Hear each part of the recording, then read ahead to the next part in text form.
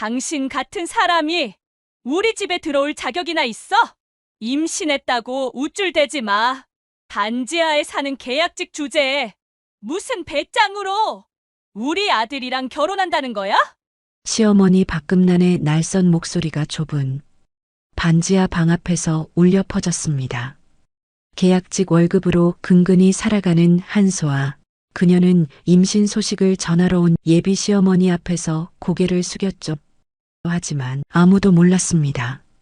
이 순간 모욕당하는 며느리가 실은 8천억 원 회사의 회장, 외동딸이라는 사실을요. 겨울밤 임신한 몸으로 쫓겨난 그녀가 전화 한 통으로 시댁 전 재산을 증발시키기까지 대체 무슨 일이 벌어진 걸까요?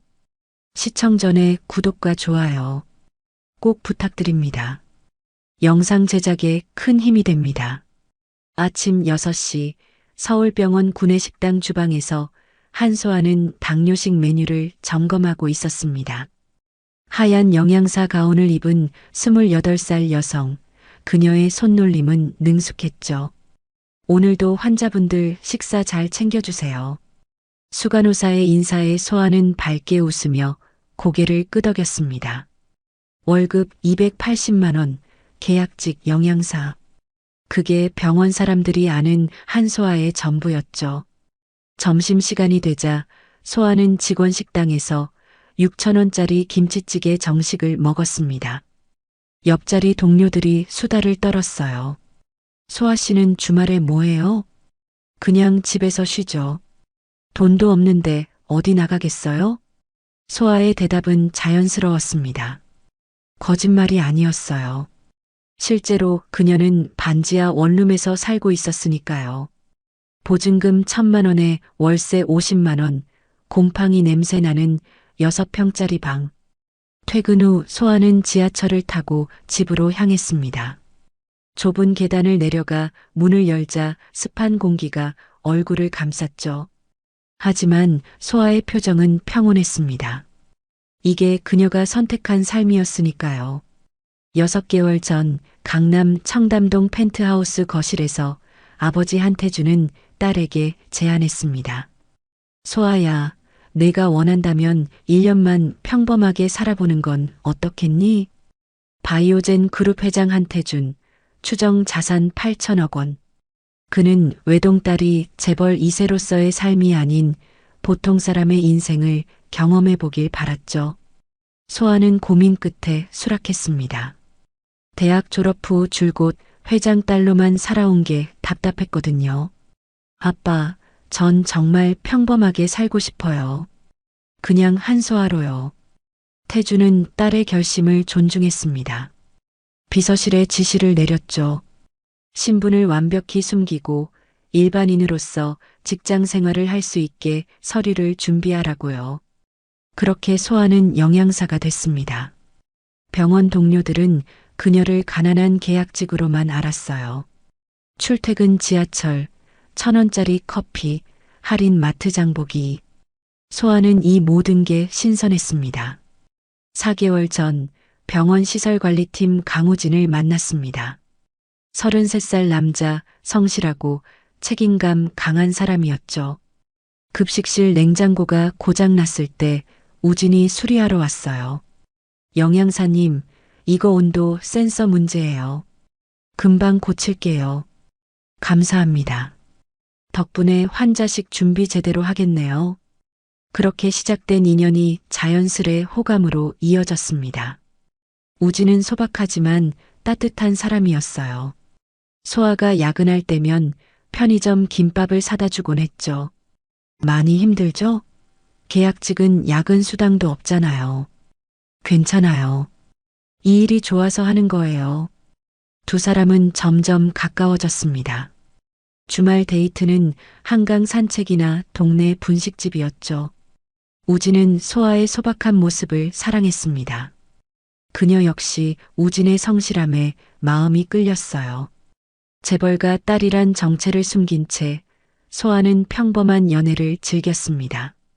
석 달째 되던 어느 날 소아는 몸이 이상하다는 걸 느꼈습니다. 생리가 늦어지고 속이 메스꺼웠죠.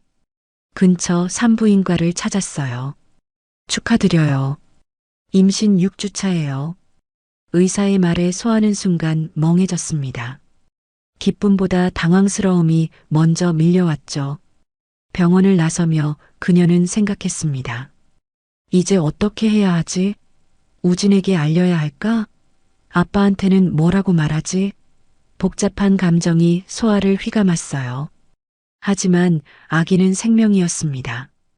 그리고 우진은 책임감 있는 사람이었죠. 이틀 후 소아는 용기를 내어 우진에게 사실을 고백했습니다. 병원 뒤편 공원 벤치에서였어요. 우진 씨, 제가 임신했어요. 우진의 표정이 굳었습니다. 하지만 그는 놀랍게도 소아의 손을 꼭 잡았죠. 소아 씨, 우리 결혼해요. 제가 책임질게요. 그의 목소리는 떨렸지만 진심이 담겨 있었습니다. 소아는 눈물이 났어요. 이 남자는 진짜였습니다. 재산이나 배경 없이 오직 사랑과 책임감만으로 자신을 선택한 사람이었죠. 고마워요. 정말 고마워요. 두 사람은 부모님께 인사드리기로 했습니다. 우진은 송도 타워 팰리스에 사는 부모님 집에서 상견례를 하자고 제안했어요. 소아는 고개를 끄덕였습니다. 하지만 아버지 태준에게는 연락하지 않았죠. 해외 법인 관리 때문에 바쁘다는 핑계를 댔습니다. 실은 아직 아버지께 평범한 삶의 실험이 이렇게 될 줄 몰랐다고 고백할 용기가 없었어요. 상견례 전날 밤 소아는 반지하 방에서 옷을 골랐습니다. 백화점에서 산 7만 원짜리 원피스가 전부였죠. 거울을 보며 그녀는 한숨을 쉬었습니다. 잘 보여야 할 텐데. 하지만 소아는 몰랐습니다. 이 상견례가 악몽의 시작이 될 거라는 사실을요.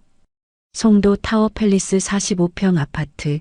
우진의 부모님은 그곳에서 소아를 기다리고 있었습니다. 시어머니가 될 박금난, 그녀의 눈빛은 차가웠죠.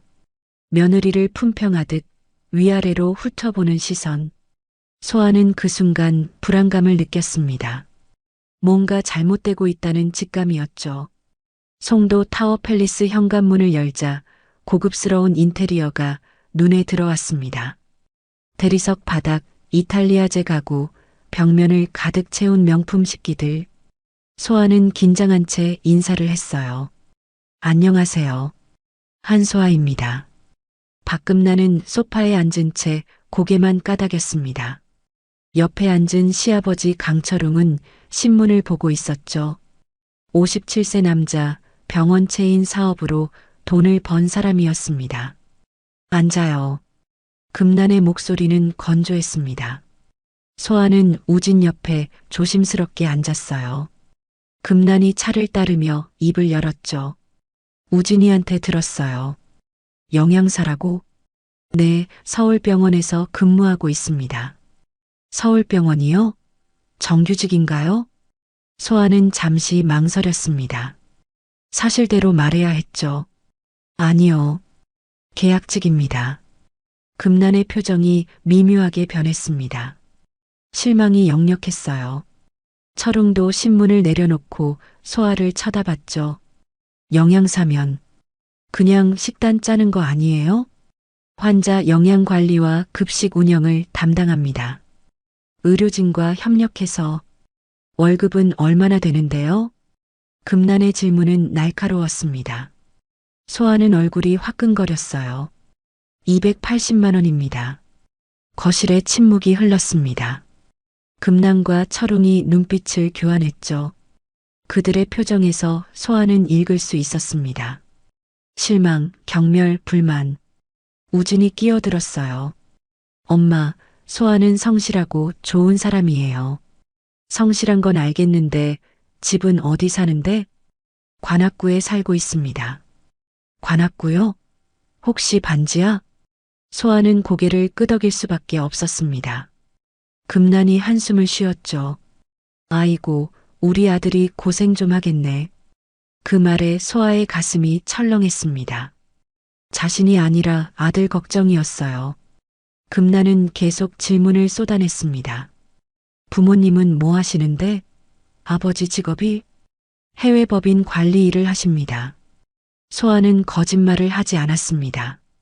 실제로 태준 회장은 바이오젠 해외 법인들을 관리하니까요. 하지만 금나는 그 말을 다르게 받아들였죠. 해외 법인? 중소기업 직원인가 보네. 그래서 오늘 안 오신 거예요? 바쁘셔서 참석이 어려우셨습니다. 금난의 얼굴에 불쾌함이 드러났습니다. 예비 사돈이 상견례에 불참했다는 게 무례하게 느껴진 거죠. 철웅이 거들었어요. 처음 만나는 자리인데 아버지가 안 오다니. 우리를 무시하는 건가? 소아는 변명하고 싶었습니다. 하지만 아버지가 바이오젠 회장이라고 밝힐 수 없었죠. 평범하게 살아보겠다던 약속 때문이었습니다. 우진이 어머니를 말렸어요. 엄마, 그만해요. 소아 아버지도 사정이 있으셨을 거예요. 사정? 딸 시집 보내는데 무슨 사정이 그렇게 중요해? 금난의 목소리가 날카로워졌습니다. 소아는 주눅이 들었어요. 상견례는 점점 신문장으로 변해갔죠. 어머님, 제가 부족해도 잘 배우겠습니다. 배우긴 뭘 배워요? 벌써 뱃속에 애가 있는데. 그 말에 소아는 얼어붙었습니다. 금난의 표정엔 비난이 가득했어요. 마치 계획 임신이라도 한 것처럼 몰아가는 시선이었죠. 제가 먼저 조심했어야 했는데 이미 엎질러진 물이죠. 결혼은 해야겠고. 금난은 며느리가 못마땅했습니다. 계약직의 반지하 거주자, 게다가 혼전 임신까지. 그녀가 바라던 며느리 상과는 거리가 멀었죠. 철웅도 마찬가지였어요. 결혼하면 당분간 우리 집에서 같이 살아야겠어. 네. 소아가 놀라 되물었습니다. 신혼집은 따로 구한다고 들었거든요. 하지만 금난이 단호하게 말했죠. 신혼집은 나중에 마련하고 일단은 여기서 살아. 임신한 몸으로 같이 반지하에서 어떻게 살아? 그건 며느리 교육도 제대로 해야지. 우리 집안 며느리로서 배울 게 많을 거야. 소아는 우진을 바라봤습니다. 하지만 그는 눈을 피했어요. 어머니 뜻을 거스를 수 없다는 표정이었죠. 상견례는 그렇게 끝났습니다. 돌아가는 길 택시 안에서 소아는 우진에게 물었어요. 신혼집 따로 구한다고 했잖아요. 일단 몇 달만 같이 살자. 엄마가 널 걱정하시는 거야. 걱정이요? 전 교육대상 같았는데요. 소아야, 엄마가 좀 까칠하셔도 나쁜 분은 아니야. 이해해줘. 우진의 말에 소아는 더 이상 대꾸하지 않았습니다. 창밖을 바라보며 그녀는 생각했죠. 이게 맞는 선택일까? 하지만 이미 임신했고 우진은 책임지겠다고 했습니다. 되돌릴 수 없었어요. 일주일 후 소아는 병원에 사직서를 냈습니다. 임신으로 업무 지속이 어렵다는 이유였죠. 동료들이 아쉬워했어요. 소아 씨, 결혼 축하해요. 행복하세요. 고마워요. 다들 건강하세요. 마지막 출근 날 소아는 반지하 방을 정리했습니다. 6개월간 살았던 이 좁은 공간이 이제는 추억이 됐죠. 짐을 싸며 그녀는 한숨을 쉬었습니다. 평범한 삶의 실험은 예상치 못한 방향으로 흘러가고 있었어요. 결혼식은 소박했습니다. 구청 혼인신고만 했죠. 금나는 식을 올릴 필요 없다고 했어요. 어차피 배 나온 신부인데 뭐하러 돈 쓰냐는 거였습니다. 소아는 반대하지 않았어요. 아버지께 알리지도 않은 결혼이었으니까요. 그렇게 소아는 송도 타워 팰리스로 이사했습니다. 우진의 방은 10평짜리 작은 공간이었죠. 신혼부부가 살기엔 비좁았습니다. 첫날 밤 금난이 방문을 열고 들어왔어요. 내일부터 새벽 4시 반에 일어나. 아침 준비해야지. 네. 새벽 4시 반이요? 시부모님 식사는 며느리가 챙기는 거지. 당연한 거 아니야? 하지만 전 임신 중인데. 임신했다고 놀고 먹을 건 아니잖아. 집안일 정도는 해야지. 금나는 차갑게 말하고 방을 나갔습니다. 소아는 멍하니 문을 바라봤어요. 옆에 누운 우진은 이불을 덮으며 눈을 감았죠. 우진 씨, 이거 너무한 거 아니에요? 엄마 성격이 그래. 며칠만 참아. 금방 적응될 거야. 하지만 소아는 알았습니다. 이건 적응의 문제가 아니라는 걸요. 새벽 4시 20분 알람이 울렸습니다. 소아는 눈을 비비며 일어났어요. 임신 석 달째였지만 입덧이 심했죠. 비틀거리며 주방으로 향했습니다. 금난이 이미 식탁에 앉아 있었어요. 늦었네. 4시 반까지라고 했지? 죄송합니다. 지금 준비할게요. 소아는 냉장고를 열었습니다. 시부모님 아침은 된장찌개, 고등어구이, 계란말이, 김치였어요. 서둘러 조리를 시작했죠. 하지만 입덧 때문에 비린내만 맡아도 속이 울렁거렸습니다. 왜? 임신했다고 약 올리는 거야? 금난의 목소리가 차가웠습니다. 소아는 참으며 요리를 계속했어요. 5시 30분 드디어 상을 차렸죠. 철웅이 식탁에 앉으며 반찬을 살폈습니다. 계란말이가 좀 탔네. 죄송합니다. 다음엔 더 조심할게요. 다음엔? 매번 이럴 거니? 소아는 대꾸하지 못했습니다. 금난과 철웅은 식사를 시작했어요. 하지만 소아 앞에는 밥이 없었죠. 어머님, 저도. 임산부는 나중에 먹어. 시부모님 식사 다 끝나고 설거지하고 나서 소아는 배가 고팠습니다. 하지만 참을 수밖에 없었어요. 금난과 철웅이 식사를 마치자 설거지를 시작했죠. 그제야 소아는 남은 된장찌개로 아침을 먹었습니다. 반찬은 하나도 없었어요. 오전 8시 금난이 청소 도구를 내밀었습니다. 오늘은 거실 바닥 걸레질해. 구석구석 깨끗하게. 네, 알겠습니다. 소아는 무릎을 꿇고 걸레질을 시작했어요. 45평 아파트, 거실만 해도 20평이 넘었습니다. 임신 석 달째 몸으로 3시간을 걸레질했죠. 허리가 끊어질 것 같았어요. 아파. 금난이 소파에 앉아 TV를 보며 말했습니다. 임신했다고 특별 대우 받을 생각은 하지 마. 옛날 여자들은 애 낳기 직전까지 밭질했어. 소아는 눈물이 났습니다. 하지만 참았어요. 점심시간이 됐을 때 금난은 소아에게 라면을 끓여주라고 했죠. 전 뭐 먹나요? 아까 된장찌개 남은 거 먹어. 임산부는 담백하게 먹어야 한다잖아. 하지만 영양 섭취가. 말대꾸하는 거니? 내 말이 틀렸니? 소아는 입을 다물었습니다. 결국 점심도 된장찌개 국물에 밥만 말아 먹었어요. 영양사였던 소아는 알고 있었습니다. 임산부에게 영양 불균형이 얼마나 위험한지를요. 하지만 항의할 수 없었죠. 오후에는 빨래를 했습니다. 금난과 철웅, 그리고 우진의 옷까지 손빨래였어요. 세탁기가 있는데도 금난은 속옷과 양말은 손으로 빨라고 했죠. 세탁기로 돌리면 안 깨끗해. 네가 직접 빨아야지. 소아의 손은 세제 때문에 빨갛게 부어올랐습니다. 저녁 준비 시간이 됐을 때 금난이 메뉴를 지시했어요. 오늘은 갈비찜 해라. 우리 아들 좋아하는 거. 갈비찜이요? 시간이 오래 걸리는데. 그러니까 지금 시작하는 거지. 뭐 문제라도 있어?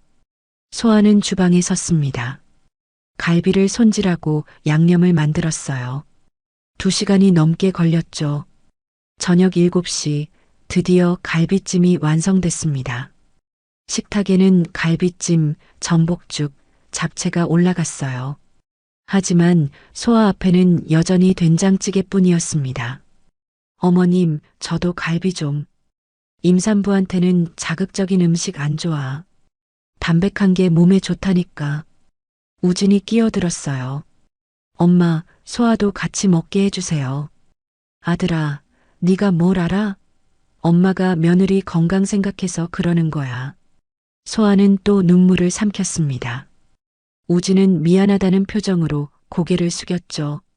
하지만 더 이상 말하지 않았어요. 결국 소아는 된장찌개만 먹었습니다. 밤 10시 설거지를 끝낸 소아는 방으로 들어갔습니다. 온몸이 쑤셨어요. 우진이 물었죠. 많이 힘들지? 괜찮아요. 소아는 거짓말을 했습니다. 사실은 견딜 수 없을 만큼 힘들었어요. 하지만 우진에게 말해봤자 소용없다는 걸 알았죠. 그는 어머니 편이었으니까요. 2주일 후 소아는 병원 검진을 받아야 했습니다. 산부인과 진료비가 30만 원 나왔어요. 금난에게 말하자 그녀는 인상을 찌푸렸죠. 30만 원? 그렇게 비싸? 돈 아깝네. 하지만 정기검진은 꼭 받아야. 다음부터는 보건소가. 거긴 공짜잖아. 소아는 할 말을 잃었습니다. 재벌가 딸이었던 자신이 지금 30만 원 때문에 핀잔을 듣고 있다는 게 믿기지 않았어요. 하지만 참아야 했습니다. 평범한 사람으로 사는 게 이런 거라고 스스로를 다독였죠. 한 달이 지났습니다. 소아의 몸은 한계에 다다르고 있었어요. 매일 새벽 4시 반 기상, 하루 18시간 집안일. 영양 부족에 수면 부족까지 겹쳤죠. 어느 날 금난이 소아를 불렀습니다. 소아야, 이리 와봐. 소아가 거실로 나가자 금난이 바닥을 가리켰어요. 여기 좀 봐라. 먼지 그대로 있잖아. 죄송합니다. 다시 할게요. 다시? 처음부터 제대로 하면 되는 거 아니야? 이러니까 얹혀 사는 주제에 할 줄 아는 게 없다는 소리 듣는 거지. 그 말에 소아의 심장이 멎는 것 같았습니다. 얹혀 사는 주제? 소아는 주먹을 꽉 쥐었어요. 하지만 참았습니다. 아직 때가 아니었으니까요. 밤마다 소아는 반지하 방에서 살던 때를 그리워했습니다. 가난했지만 자유로웠던 그때가 차라리 나았어요. 지금은 호화로운 아파트에 살지만 노예처럼 살고 있었죠. 우진에게 하소연해도 소용없었습니다. 조금만 참아. 곧 신혼집 나갈 거야. 하지만 그 약속은 지켜지지 않았어요. 시간이 갈수록 금난의 학대는 더 심해졌죠. 임신 4달째 되던 어느 날 금난이 소아를 불렀습니다. 거실 소파에 앉은 그녀의 표정이 심상치 않았어요. 소아야, 앉아보렴. 소아는 조심스럽게 앞에 앉았습니다. 금난이 입을 열었죠. 신혼집 마련할 거야. 우리가 도와줄게. 정말요? 소아는 깜짝 놀랐습니다. 드디어 이 지옥에서 벗어날 수 있다는 희망이 보였어요. 금난이 계속 말했죠. 일산에 괜찮은 아파트 있어. 전세로 3억이면 되는데 네 아버지한테 부탁해봐. 전세금을요? 아버지께? 당연하지. 딸 시집 보내는데 그 정도는 해줘야지. 우리도 집 보증금에 가구 살 돈으로 2천만 원 보탤게. 소아는 난감했습니다. 아버지 태준에게 3억을 요청하는 건 어렵지 않았어요. 하지만 그러면 신분이 들통날 수밖에 없었죠. 평범한 중소기업 직원 아버지가 어떻게 3억을 한 번에 내놓겠어요? 고민 좀 해볼게요. 뭘 고민해? 딸 결혼했는데 집 한 채 못 해주는 아버지가 어디 있어? 당장 전화해. 금난의 재촉에 소아는 결국 휴대폰을 꺼냈습니다. 아버지에게 전화를 걸었죠. 태주는 밝은 목소리로 받았어요. 소아야, 왜? 무슨 일 있어? 아빠, 전세집 구하는데 3억이 필요해요. 3억? 오케이. 계좌 알려줘. 바로 보낼게. 그렇게 간단히 문제는 해결됐습니다. 이틀 후 소아의 계좌에 3억이 입금됐어요. 금난은 만족스러운 표정을 지었죠. 역시 아버지가 딸 생각은 하시네. 그럼 이번 주말에 계약하러 가자. 주말에 일산 아파트 앞에서 만났습니다. 금난과 철웅, 그리고 소아와 우진이 함께였어요. 중개사가 계약서를 꺼내며 설명했죠. 전세 3억, 계약금 3천만 원 먼저 입금하시고 잔금은 2주 후에 치르시면 됩니다. 소아가 계약서를 살펴보려는데 금난이 끼어들었습니다. 잠깐만요. 명의는 누구로 할 거예요? 당연히 우진이 이름으로 하죠. 철웅이 중개사에게 말했어요. 아니요. 제 명의로 해주세요. 시아버지 명의요? 소아가 놀라 되물었습니다. 철웅이 태연하게 대답했죠. 세금 문제 때문에 그래. 젊은 사람 명의로 하면 증여세 나올 수 있어. 나중에 명예 변경하면 되니까 일단 제 이름으로 할게요. 하지만 그건 시아버지 말씀이 틀렸니? 세금 아끼자는 건데 왜 반대해? 금난의 목소리가 날카로웠습니다. 소아는 불안했어요. 뭔가 잘못되고 있다는 느낌이 들었죠. 하지만 우진이 어머니 편을 들었습니다. 소아야, 아버지 말씀대로 하자. 나중에 바꾸면 되잖아. 결국 소아는 고개를 끄덕였습니다. 계약서에 철웅의 이름이 적혔어요. 소아는 계약금 3천만 원을 송금했죠. 2주 후 잔금 2억 7천만 원도 치렀습니다. 총 3억, 소아 아버지의 돈이었어요. 계약이 끝나고 집으로 돌아오는 길, 소아는 우진에게 물었습니다. 우진 씨, 명예 이전은 언제 할 거예요? 곧 할 거야. 걱정하지 마. 하지만 한 달이 지나도 명의는 바뀌지 않았어요. 소아가 다시 물어보자 우진은 얼버무렸죠. 아버지가 바쁘셔서 조금만 기다려. 소아는 불안했습니다. 하지만 어떻게 할 수 없었어요. 계약서에 철웅 이름이 적혀 있었으니까요. 사실 소아는 몰랐습니다. 이게 치밀하게 계획된 사기라는 걸요. 석 달이 지났습니다. 소아는 여전히 송도 타워팰리스에서 살고 있었어요. 신혼집으로 이사 간다는 말은 없었죠. 어느 날 우연히 철웅과 금난의 대화를 엿듣게 됐습니다. 여보, 일산집은 우리 재산으로 신고했어요? 당연하죠. 사돈이 준 돈이지만 내 명이니까 증여해요. 증여면 며느리가 우리한테 준 거네요? 그렇죠. 법적으로 문제 없어요. 소아는 문 뒤에서 얼어붙었습니다. 증여? 자신이 서명한 계약서가 증여 계약이었다는 거예요? 급히 방으로 돌아가 우진에게 물었죠. 우진 씨, 일산집 계약서 좀 보여줄 수 있어요? 왜? 무슨 일 있어? 확인하고 싶은 게 있어요. 우진은 난색을 표했습니다. 하지만 소아가 계속 요구하자 결국 서류를 꺼내줬어요. 소아는 계약서를 확인하고 경악했죠. 분명히 전세 계약서였는데 특약사항에 작은 글씨로 적혀 있었습니다. 본 계약은 전세인의 증여 의사에 따른 것으로 간주함. 이게 뭐예요? 전 증여한다고 한 적 없어요. 소아야, 진정해. 나중에 돌려받으면 되잖아. 돌려받아요? 법적으로 증여 처리됐는데 어떻게 돌려받아요? 우진은 대답하지 못했습니다. 소아는 배신감에 온몸이 떨렸어요. 3억 아버지가 준 돈이 시댁 재산이 돼버린 거였죠. 금난과 철웅은 처음부터 이걸 노렸던 겁니다. 당장 명예 돌려받아야 해요. 아니면 고소할 거예요. 고소? 네가 시부모를 고소하겠다고? 금난이 방문을 벌컥 열고 들어왔습니다. 그녀의 얼굴엔 냉소가 어려 있었어요. 증여는 내가 동의해서 한 거야. 계약서에 서명도 했잖아. 이제 와서 돌려달라고? 웃기지 마. 전 속은 거예요. 세금 문제라고 거짓말했잖아요. 증거 있어? 우리가 거짓말했다는 증거.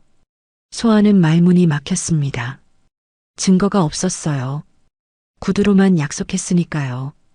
금난이 비웃었죠. 세상 물정 모르는 거 봐. 계약서에 서명할 때 제대로 확인했어야지. 이제 그 집은 우리 거야. 소아는 눈물이 났습니다. 하지만 울 수 없었어요. 이들에게 약한 모습을 보이고 싶지 않았죠. 우진을 바라봤지만 그는 고개를 숙이고 있었습니다. 우진 씨도 알고 있었어요? 나는 미안해. 그 말에 소아의 마지막 희망이 무너졌습니다. 남편마저 가족들 편이었던 거죠. 3억을 잃은 소아는 완전히 무기력해졌어요. 도망칠 곳도 믿을 사람도 없었습니다. 임신 5달째 소아의 몸은 한계였습니다. 매일 새벽 4시 반 기상에 하루 18시간 노동. 영양실조와 스트레스가 겹쳤죠. 어느 날 청소를 하던 중 갑자기 어지러움이 밀려왔어요. 소아는 바닥에 주저앉았습니다. 금난이 소파에서 일어나며 차갑게 말했죠. 왜 그래? 또 임신 핑계 대려고? 몸이 너무 안 좋아요. 병원에. 병원은 무슨. 그냥 좀 쉬면 되지. 하지만 소아의 상태는 심각했습니다. 하혈이 시작된 거예요. 바지가 젖어가는 걸 보고 소아는 비명을 질렀죠.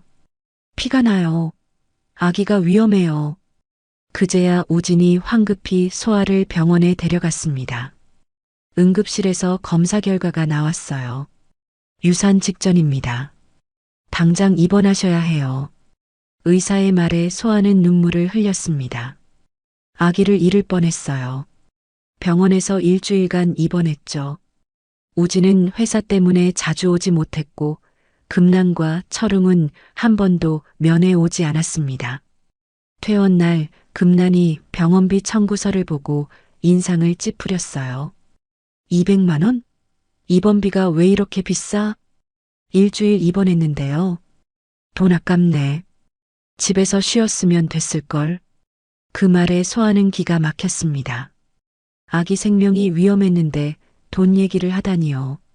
하지만 금나는 아랑곳하지 않았죠. 앞으로 병원비는 네가 내. 우리한테 부담 주지 마. 제가 돈이 어디 있어요.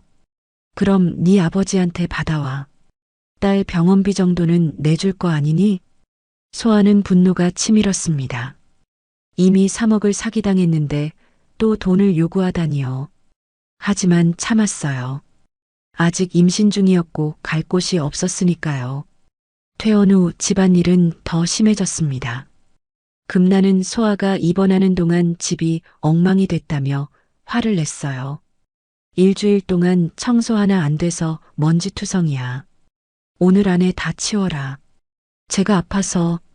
아팠으면 빨리 나아서 일해야지. 여기서 놀고 먹을 건 아니잖아. 소아는 온몸이 쑤셨지만 걸레를 들었습니다. 45평 아파트를 3시간 동안 닦았죠. 허리가 끊어질 것 같았어요. 저녁 준비 시간이 되자 금난이 메뉴를 지시했습니다. 오늘은 잡채에 갈비탕 해라. 우리 아들 좋아하는 거. 소아는 주방에 섰습니다. 4시간을 요리했어요. 갈비탕, 잡채, 샐러드, 나물 3가지. 저녁 7시 30분에 드디어 상을 차렸죠. 하지만 소아 앞에는 또 된장찌개뿐이었습니다. 어머님, 전갈비탕 못 먹나요? 임산부한테 기름진 음식은 안 좋아. 담백하게 먹어. 소아는 분노를 삼켰습니다. 식탁엔 갈비탕과 전복죽이 있는데 자신만 두부조림을 먹고 있었어요.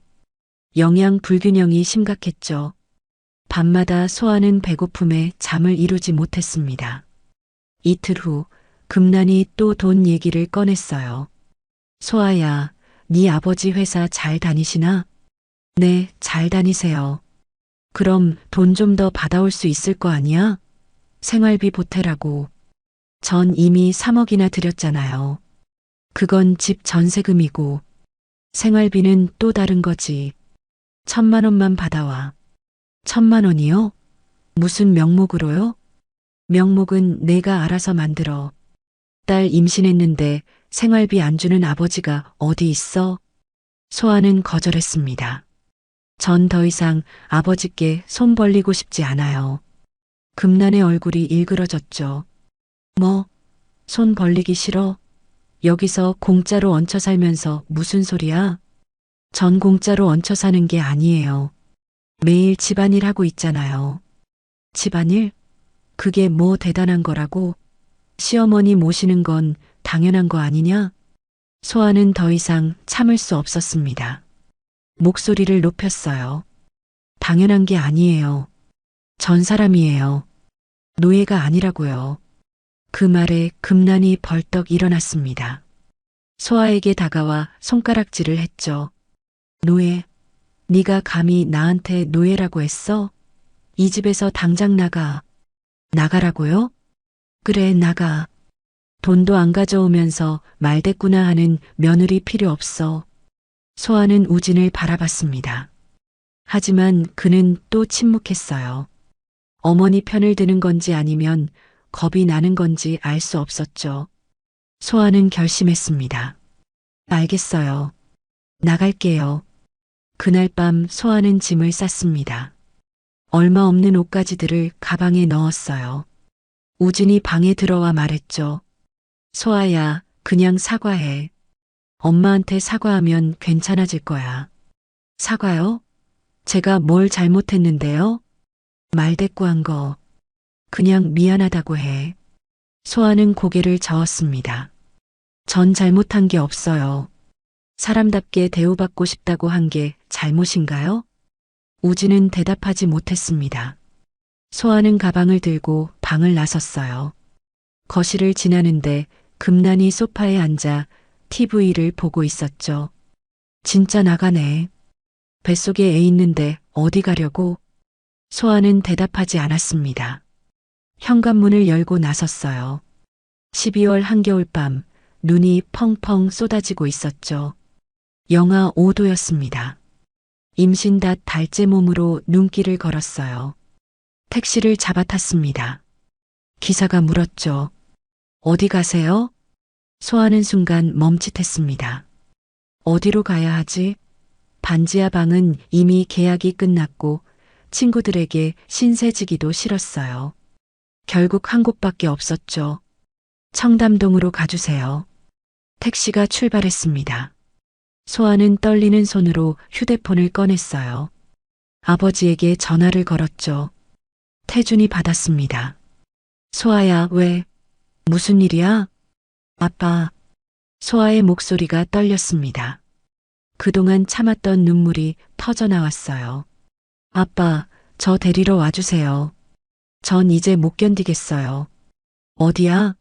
무슨 일 있었어? 시댁에서 쫓겨났어요. 임신한 몸으로 한겨울밤에 쫓겨났다고요. 태준의 목소리가 차갑게 변했습니다.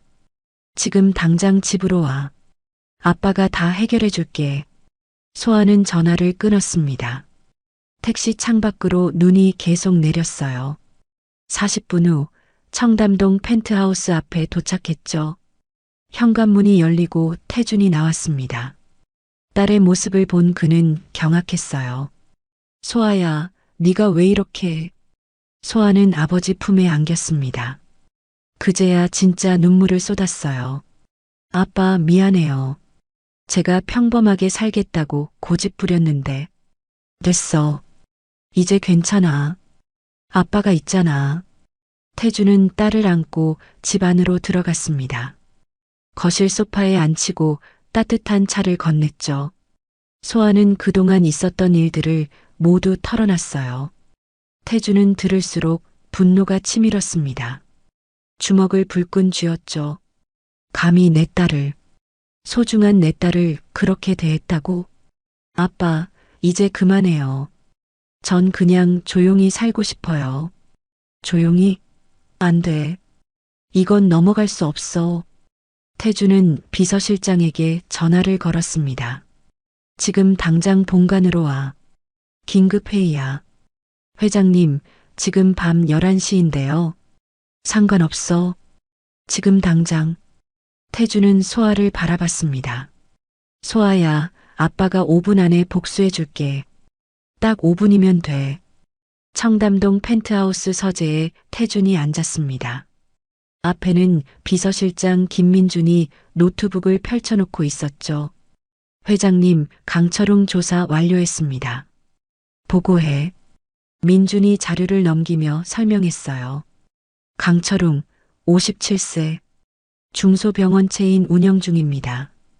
연 매출 300억 원 규모죠. 그런데 특이한 점이 있습니다. 뭔데? 바이오젠과 거래 비중이 78%예요. 의료기기, 의약품, 소모품 전부 우리 계열사에서 공급받고 있습니다. 태준의 입가에 냉소가 번졌습니다. 78%? 그럼 우리가 손 떼면? 즉시 파산입니다. 대체 공급처 찾기도 어렵고 가격 경쟁력도 없어질 테니까요. 좋아. 지금 당장 거래 중단 통보해. 민준이 놀라 되물었어요. 지금요? 계약서상 3개월 전 통보 조항이. 무시해. 위약금은 우리가 낼게. 지금 당장 문자 보내. 알겠습니다. 민준은 노트북을 두드렸습니다. 바이오젠 계열사 5곳에 긴급 지시가 내려갔죠. 강철웅 소유 병원 체인과 거래 즉시 중단. 위약금 처리는 본사 부담. 태준은 시계를 봤습니다. 밤 11시 45분. 그는 민준에게 말했어요. 협력사들한테도 통보해. 강철웅과 거래하는 곳은 우리랑 계약 못해. 회장님, 그건 불공정 거래 소지가. 내가 책임질게. 에? 민준은 고개를 끄덕이고 추가 문자를 발송했습니다. 바이오젠과 거래하는 200여 개 협력사에 경고장이 날아갔죠. 동시에 태준은 대형병원 이사장들에게 직접 전화를 걸었습니다. 서울병원 이사장이었어요. 이사장님, 저 바이오젠 한태준입니다. 회장님, 이 밤중에 무슨 일이십니까? 강철웅 아시죠? 그 사람 병원이랑 환자 연계 끊어주세요. 갑자기요? 이유라도. 제 딸을 임신한 몸으로 한겨울밤에 쫓아낸 집안입니다. 협조 안 하시면 바이오젠 의료기기 공급 재검토하겠습니다. 이사장은 잠시 침묵하다 대답했어요. 알겠습니다. 내일 아침부터 조치하겠습니다. 아니요. 지금 당장요. 태준은 차례로 병원 이사장들에게 전화했습니다.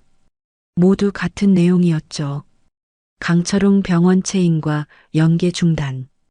협조하지 않으면 바이오젠과 거래 종료. 회장님, 모든 조치 완료됐습니다.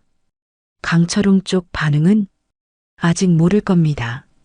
내일 아침 출근하면 알게 되겠죠. 태준은 만족스럽게 고개를 끄덕였습니다. 그는 거실로 나가 소아에게 말했어요. 소아야, 끝났어. 딱 5분 걸렸지? 아빠, 뭘 하신 거예요? 복수? 네 시댁 전 재산 날렸어.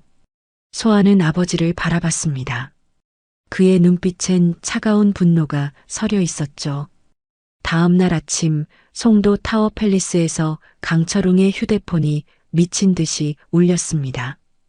병원 5곳 원장들이 동시에 전화를 걸어온 거예요. 회장님, 큰일 났습니다. 바이오젠이 거래 중단했어요. 뭐? 갑자기? 위약금 내고 즉시 중단이래요. 의료기기 공급도 끊기고 의약품도 안 들어와요. 철웅은 황급히 바이오젠에 전화했습니다. 하지만 담당자는 차갑게 대답했죠. 죄송합니다. 본사 지시사항입니다. 더 이상 거래 불가합니다. 이유라도 알려주세요. 알려드릴 수 없습니다. 전화가 끊겼습니다. 철웅은 당황했어요. 바이오젠은 병원 운영의 78%를 차지하는 핵심 공급처였죠. 그들이 손을 떼면 병원은 돌아갈 수 없었습니다. 오전 10시 협력사들도 연락을 끊기 시작했어요. 의료 소모품 업체, 급식 업체, 청소 용역까지 모두 같은 대답이었죠.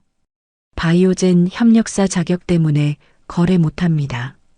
철웅은 사태의 심각성을 깨달았습니다. 누군가 자신을 겨냥해 조직적으로 움직이고 있었어요.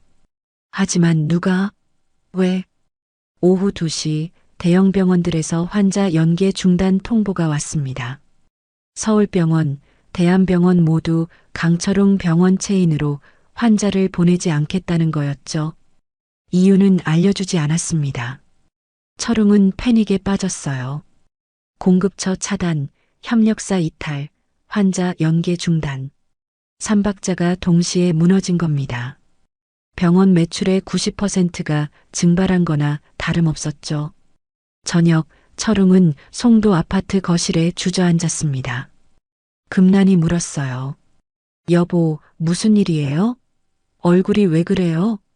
망했어. 병원이 망했어. 뭐라고요? 바이오젠이 거래 끊었어. 협력사들도 다 떠났고 대형 병원들도 환자 안 보내. 갑자기 왜요? 철웅은 고개를 저었습니다. 이유를 몰랐어요. 하지만 금란은 직감했죠. 혹시 한소아? 한소아? 그게 무슨 상관이야? 그의 아버지가 해외 법인 관리한다고 했잖아요. 혹시 바이오젠이랑 관련 있는 거 아니에요? 설마 그냥 중소기업 직원일 텐데. 하지만 금란의 불안감은 커져갔습니다. 어제 며느리를 쫓아냈는데 오늘 이런 일이 터졌어요. 우연치고는 너무 정확했죠. 철웅은 소아에게 전화를 걸었습니다. 하지만 받지 않았어요. 우진에게도 전화했죠. 우진아, 소아 어디 있어? 모르겠어요. 어젯밤 나간 뒤로 연락 안 돼요. 네 장인어른 연락처 알아? 왜요? 좀 급한 일이 있어서. 우진은 태준의 번호를 줬습니다. 철웅은 떨리는 손으로 전화를 걸었어요. 태준이 받았죠. 누구십니까? 저 강철웅입니다. 아, 제 딸을 한겨울밤에 쫓아낸 그 강철웅? 태준의 목소리는 얼음장처럼 차갑했습니다. 철웅은 식은땀이 났어요. 그건 오해가 있었습니다. 사돈께서 혹시 바이오젠과 혹시가 아니라 제가 바이오젠 회장입니다. 그리고 오늘 당신네 전 재산 날렸죠. 철웅은 휴대폰을 떨어뜨릴 뻔했습니다. 바이오젠 회장? 추정 자산 8천억 원 한태준? 그가 소아의 아버지였다고? 사돈. 아니 회장님, 제가 잘못했습니다. 용서해 주십시오. 용서?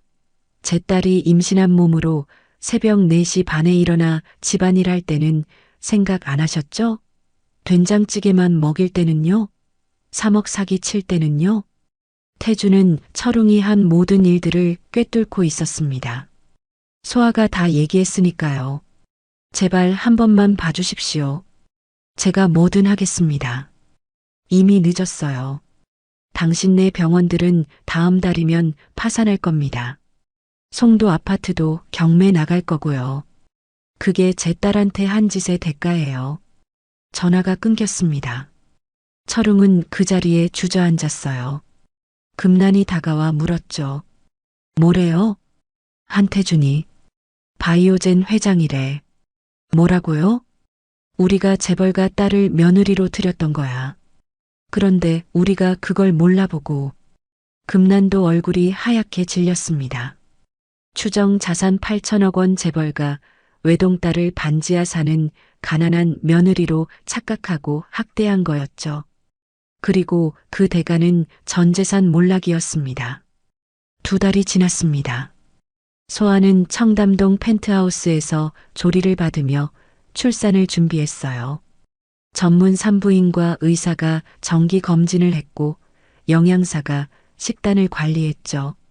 시댁에서 받은 스트레스로 건강이 악화됐지만 점차 회복됐습니다. 2월 어느 날 소아는 진통을 느꼈어요. 아빠, 아기가 나올 것 같아요. 태주는 즉시 VIP 산부인과로 소아를 데려갔습니다. 특실에서 8시간의 진통 끝에 건강한 딸을 출산했죠. 3.2kg 여아였습니다. 소아야, 수고했어. 우리 손녀 정말 예쁘다. 태주는 손녀를 안으며 눈물을 흘렸어요. 소아도 아기를 보며 미소 지었죠. 이 작은 생명을 위해 모든 고통을 견딘 보람이 있었습니다. 일주일 후 소아는 산후조리원에서 회복 중이었어요. 최고급 조리원이었죠. 전담 간호사가 아기를 돌봤고 한방 의사가 매일 산모 건강을 체크했습니다. 어느 날 저녁 조리원 라운지에 모인 산모들이 TV를 보고 있었어요. 저녁 9시 뉴스였죠. 앵커가 말했습니다. 바이오젠 그룹이 경영 승계 작업에 들어갔습니다. 한태준 회장의 외동딸 한소아 씨가 부회장으로 공식 선임됐는데요. 화면에 소아의 사진이 떴습니다. 산모들이 웅성거렸어요. 저 사람 여기 있는 산모 아니에요? 맞아요. 사무실에 소아는 라운지를 빠져나왔습니다. 하지만 이미 늦었어요. 뉴스는 계속됐죠. 한소아 부회장은 올해 28세로 추정 자산 8천억 원에 달하는 것으로 알려졌습니다. 바이오젠은 국내 최대 제약 바이오 그룹으로 송도 타워 팰리스에서 금남과 철웅도 그 뉴스를 봤습니다. 두 사람은 화면을 멍하니 바라봤어요. 저게 우리 며느리? 금난의 목소리가 떨렸습니다. 화면 속 소아는 고급 정장을 입고 있었죠. 바이오젠 본사 앞에서 기자들과 인터뷰하는 모습이었습니다. 우진도 회사에서 그 뉴스를 봤어요. 휴게실 TV였죠. 동료들이 수군거렸습니다. 와, 8천억이래. 완전 금수저네. 저 나이에 부회장이면 진짜 능력자인가 봐. 우진은 그 자리에 얼어붙었습니다. 자신이 결혼한 여자가 바로 저 사람이었어요. 반지하에 살던 가난한 영양사라고 생각했는데 실은 재벌가 후계자였죠.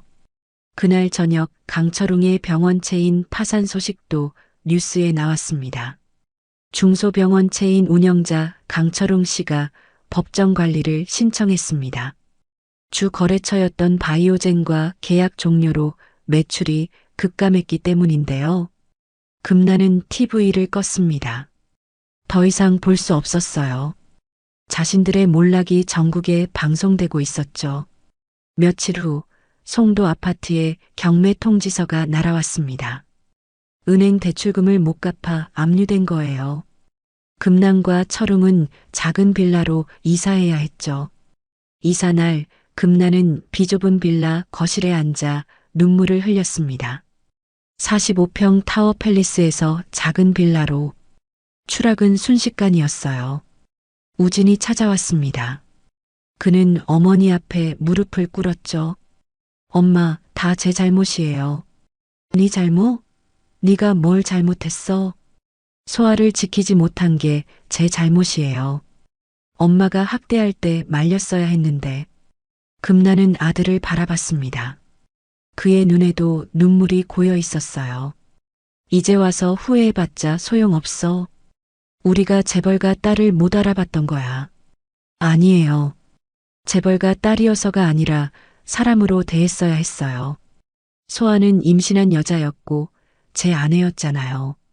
우진의 말에 금나는 할 말이 없었습니다. 그는 옳았어요.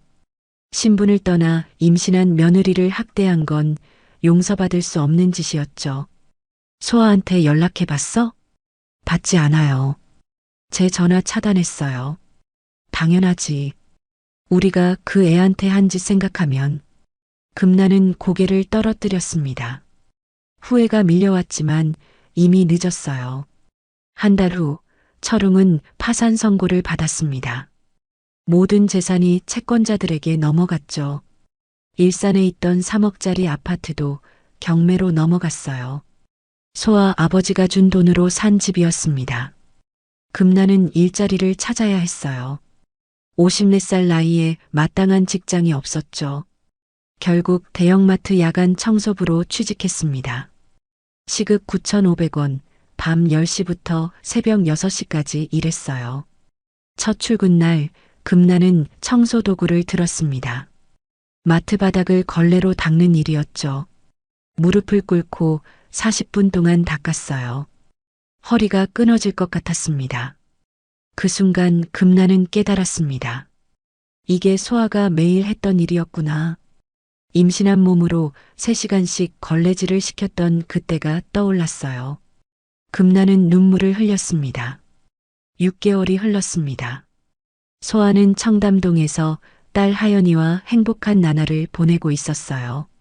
생후 6개월 된 하연이는 건강하게 자랐죠. 소아는 바이오젠 부회장으로 공식 업무를 시작했습니다. 어느 토요일 오후 소아는 하연이를 유모차에 태우고 마트에 갔어요. 청담동 대형마트였죠. 장을 보던 중 화장실에 들렀습니다. 화장실 복도에서 청소하는 사람과 마주쳤어요. 금난이었죠. 파란색 청소 유니폼을 입고 걸레를 들고 있었습니다. 두 사람의 눈이 마주쳤습니다. 금난은 얼어붙었어요. 소아도 잠시 멈칫했죠. 6개월 만에 재회였습니다. 소아야. 금난의 목소리가 떨렸습니다. 소아는 표정 없이 그녀를 바라봤어요. 어머님, 소아가 차갑게 호칭했습니다. 시어머니가 아니라 남으로 대하는 거였죠. 금나는 유모차 속 아기를 봤어요. 저게 우리 손녀. 네, 하연이에요. 정말 예쁘게 생겼구나. 내가 한번 안아봐도. 소아는 유모차를 뒤로 빼며 단호히 말했습니다. 안 됩니다. 어머님은 이 아이 할머니가 아니에요. 소아야, 제발. 내가 잘못했어. 정말 잘못했다고. 금난이 무릎을 꿇었습니다. 복도 한가운데에서였죠. 지나가는 사람들이 쳐다봤어요. 일어나세요. 사람들 다 봐요. 안 일어나.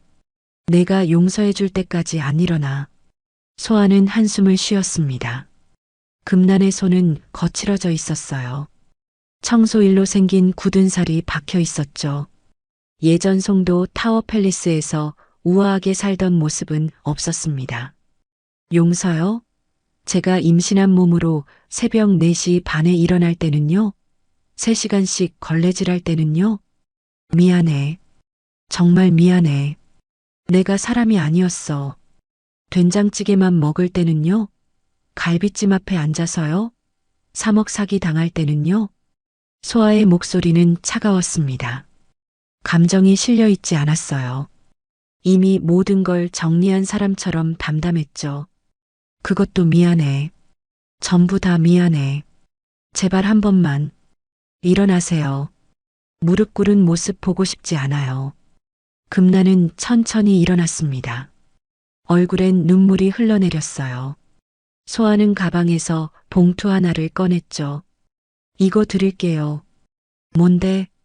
무료 건강검진 쿠폰이에요. 바이오젠 계열 병원에서 쓸 수 있어요. 금나는 봉투를 받아들었습니다. 손이 떨렸어요. 왜 이런 걸? 사람은 아파도 치료받을 권리가 있으니까요.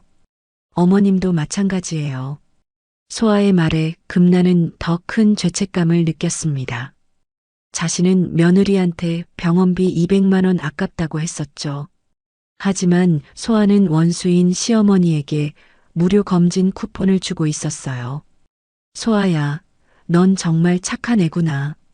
내가 너무 모르고 살았어. 착하지 않아요. 그냥 어머님처럼 살고 싶지 않을 뿐이에요. 소아는 유모차를 밀고 걸었습니다. 금난이 뒤에서 물었어요. 우진이는? 우리 아들은 안 보고 싶어? 소아는 멈춰섰습니다. 돌아보지 않고 대답했죠. 이혼 서류는 벌써 보냈어요. 우진 씨가 서명만 하면 끝나요. 소아야, 그래도 하연이 아빠잖아. 아빠요? 하연이 아빠는 저를 지켜주지 못했어요. 어머니가 학대할 때 침묵했던 사람이죠. 금나는 할 말이 없었습니다. 아들도 공범이었으니까요. 소아가 다시 걸었어요. 어머님, 응? 이게 복수의 끝이에요. 제가 더 나은 사람이 되는 거요. 무슨 뜻이니? 어머님은 저를 짓밟아서 행복해지려 했죠. 하지만 전 다른 사람을 짓밟지 않고도 행복할 수 있어요. 그게 진짜 복수예요. 소아는 마트를 빠져나갔습니다. 금나는 그 뒷모습을 바라봤어요. 손에 든 건강검진 쿠폰이 무겁게 느껴졌습니다. 일주일 후 소아는 바이오젠 본사 회의실에 앉아 있었습니다. 부회장으로서 첫 임원 회의였죠. 태준이 말했어요. 오늘부터 소아가 경영 일선에 참여합니다. 잘 부탁합니다. 임원들이 박수를 쳤습니다. 소아는 고개를 숙여 인사했어요. 회의가 끝나고 태준이 딸에게 물었죠. 소아야, 후회 안 해? 뭐요? 평범하게 살아보겠다던 거. 소아는 잠시 생각하다 대답했습니다. 후회 안 해요. 덕분에 배웠거든요. 신분이 아니라 사람됨이 중요하다는 걸요. 그래. 아빠는 네가 자랑스러워. 소아는 미소 지었습니다. 그녀는 이제 재벌가 딸로 돌아왔지만 평범한 사람들의 삶을 이해하게 됐어요. 그 경험은 고통스러웠지만 값진 교훈이었죠. 그날 저녁 소아는 하연이를 안고 펜트하우스 창가에 섰습니다. 서울 야경이 한눈에 들어왔어요. 하연아, 엄마가 너한테 약속할게. 엄마처럼 고통받지 않게 해줄게. 그리고 다른 사람도 존중하는 사람으로 키울게. 하연이는 소아를 보며 웃었습니다. 소아도 딸을 꼭 안았어요. 앞으로 남은 인생을 딸과 함께 행복하게 살 거였습니다. 몇 달 후, 소아는 바이오젠 사회공헌 프로그램을 시작했습니다. 저소득층 임산부 무료 검진, 한부모 가정 지원, 의료 사각지대 해소.